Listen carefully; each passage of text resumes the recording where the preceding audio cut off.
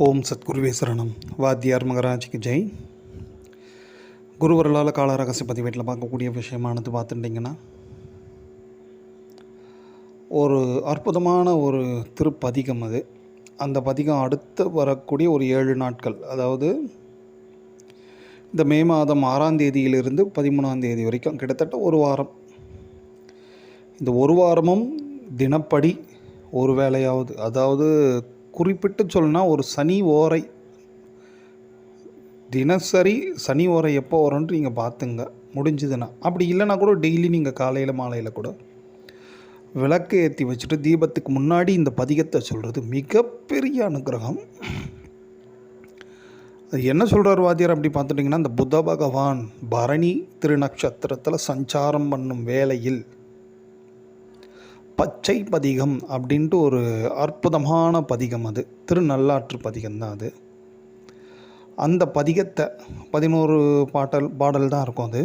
அந்த பதிகத்தை இந்த மாதிரி புத பகவான் பரணி நட்சத்திரத்தில் சஞ்சாரம் பண்ணக்கூடிய வேளையில் நாம் சொல்கிறோம் அப்படியாச்சுன்னா, அதோட பலன்கள் என்னெல்லாம் சொல்கிறாரு அப்படி பார்த்துட்டிங்கன்னா, குறிப்பாக சின்ன பசங்க கூட எல்லாருமே, ஸ்டூடெண்ட்ஸ் எல்லாருமே சொல்லலாம்.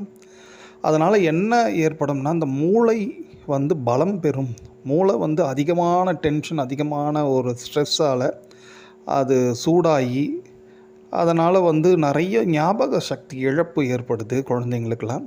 அந்த மாதிரி ஏற்படாமல் நல்ல ஒரு மூளை பலம் ஏற்படுவதற்கும், மூளை ஒரு சாந்தமாக அமைதியாக இருப்பதற்கும் இந்த பச்சை பதிகம் பேருதவி புரியும் அப்படின்ற ஒரு விஷயத்த சொல்கிறாரு.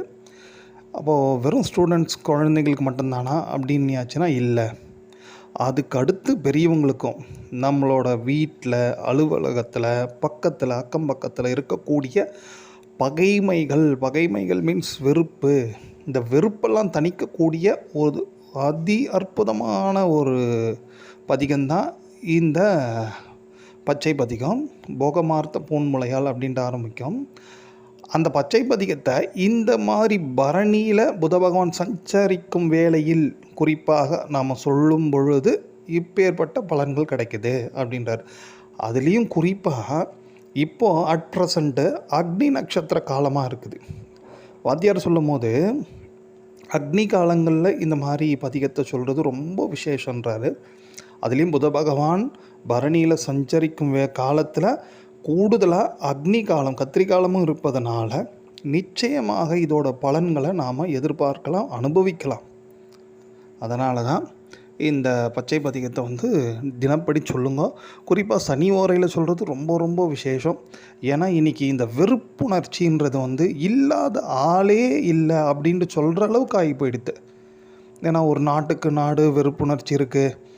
இப்போ வர அட் ப்ரெசண்ட் ஒரு எலெக்ஷன் சமயம் பார்த்துட்டிங்கன்னா, சம்பந்தமே இல்லாமல் ஜெயித்தவங்க தோற்றவங்க மேலே, தோற்றவங்க ஜெயித்தவங்க மேலே, இப்படி ஏதேனும் ஒரு வகையில் வெறுப்பு இருக்கும். இந்த வெறுப்பு எண்ணங்கள் அத்தனையுமே பிரபஞ்சத்தில் அப்படியே பதிஞ்சு அது நாளடைவில் யாருக்காவது ஏதாவது ஒரு பிரச்சனை, இல்லை இந்த நாட்டுங்குள்ள யுத்தம், இந்த மாதிரியான மோசமான விளைவுகளை நிச்சயமாக ஏற்படுத்தும். நமக்கு ஒரு எண்ணம் ஏற்பட்டது, அதாவது ஒரு தீய எண்ணம் ஏற்பட்டுடுத்து அப்படின்னாச்சுன்னா, அது என்றைக்காவது ஒரு நாள் நமக்கு அது நிச்சயமாக அது ஒரு பாதிப்பை தரும். ப்ளஸ் இந்த சமுதாயத்துக்கு அது ஒரு வேதனை நிச்சயமாக தரும் இன்றைக்கி இல்லைனாலும் காலத்தால். ஸோ அதனால் கூடுமான வரையில் இதெல்லாம் யாருக்கு கண்டு போகிறா, எல்லாருமே டெய்லி அப்படி தான் நினச்சிட்டு இருக்கேன். எங்கள் அக்கம் பக்கத்தில் வீட்டில் இருக்கிறவங்க, எங்கள் ஆஃபீஸில் இருக்கிறவங்கலாம் பெரிய தலைவலி, என்னை பார்த்தாலே வெறுப்பாக பார்ப்பானுங்க. இப்படியெல்லாம் நிறைய பேர் சொல்லிட்டு இருக்கீங்க இல்லையா?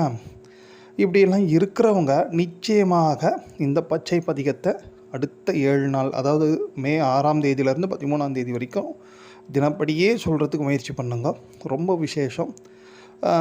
எனக்கு எதுவும் பிரச்சனையே இல்லை அப்படின்னு நினைக்கிறவங்க, இனி எதிர்காலத்தில் யாரும் நம் மீது வெறுப்பு பாராட்டாமல், பகை பாராட்டாமல் இருப்பதற்காகவாவது நிச்சயமாக, ஏன்னா இந்த வெறுப்பும் பகையும் இல்லாமல் இருந்தால் தான் நம்ம சந்தோஷமாக இருக்க முடியும். இந்த வெறுப்பு பகை இருந்தது வச்சிங்களேன், கொஞ்சம் கொஞ்சமாக அது நம்மளையும் சங்கடப்படுத்தி நம்மளையும் அழிச்சிரும். அந்த வெறுப்பானது கோபமாக மாறி எதிர்க்க இருக்கிற அந்த யார் மீது வெறுப்போ அவங்களையும் அழிக்கிறதுக்கு அது முற்படும். இப்படி எல்லாருக்குமே பாதிப்பை உண்டு ஆக்கிறது தான் இந்த வெறுப்பு, கோபம். இதெல்லாம் இது இல்லாமல் அமைதியும் ஆனந்தமும் சாந்தமும் கிடைக்கும் அப்படின்ற ஒரு அற்புதமான ரொம்ப ஏதாவது செலவு பண்ணுங்கப்பா, இதை பண்ண, இந்த கோயிலுக்கு போய் இவ்வளோ கூட அவ்வளோ கூட அப்படியெல்லாம் கூட எதுவும் இல்லை. வீட்டில் இருந்தபடிக்கே ஒரு பதிகம், அது என்ன ஒரு 10 நிமிஷம் கூட ஆகாது. 5 நிமிஷம் தொடர்ந்து படிக்கிறவங்க 5 நிமிஷத்தில் கூட படிச்சுருவாங்க. அந்த ஒரு 5, 10 நிமிஷம் செலவிட்டு நமது வாழ்க்கையை அமைதியாகவும் ஆனந்தமாகவும் மாற்றிக்கொள்வதற்கு ஒரு அற்புதமான காலம்தான் இந்த புத பகவான் பரணி நட்சத்திரத்தில் சஞ்சாரிக்கும் வேலை ப்ளஸ் அக்னி நட்சத்திர காலம். ஸோ அதனால் இந்த நாட்களை யாரும் தவற விடாதீங்க.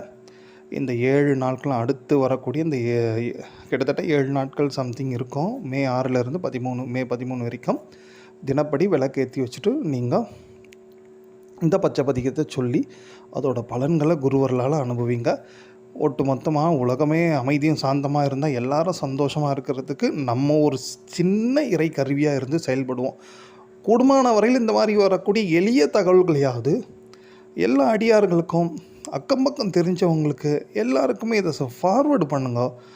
ஏன்னா ஒரு நல்ல விஷயங்கள் எவ்வளோ இந்த பறவைகளில் பரவுதோ அவ்வளோ பறவெளி தூய்மை பெறுன்ற ஒரு விஷயத்தையும் வாத்தியார் இங்கே குறிப்பிட்டு சொல்கிறாரு. ஸோ அதனால் இந்த மாதிரி நல்ல விஷயங்களை எல்லாருக்குமே, ஏன்னா எல்லாருமே பச்சை பதிகம் சொல்கிறாங்க வச்சிங்களேன், கிட்டத்தட்ட ஒரு 50,000 பேர் 1,00,000 பேர் சொல்கிறாங்க வச்சிங்களேன்.